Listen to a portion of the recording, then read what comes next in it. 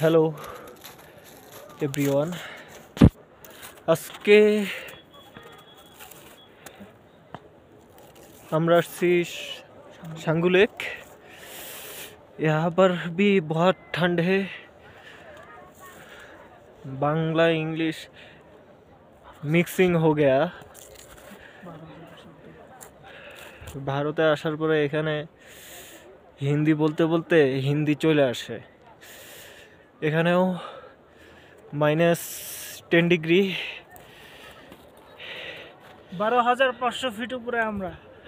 উপরে কেবল কার আছে, ওই যে উপরে কেবল কার যাচ্ছে, ওই যে কেবল কার, বাট কুয়াশার কারণে দেখা যাচ্ছে না উপরে কেবল কার।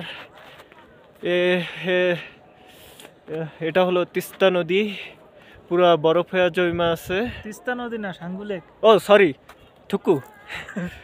তিস্তা তো কালকে আমরা গেছিলাম, এটা হচ্ছে গিয়া सांगू लेक। পুরো লেকটা বরফে জমা আছে, এখানে পড়লেই ডেড।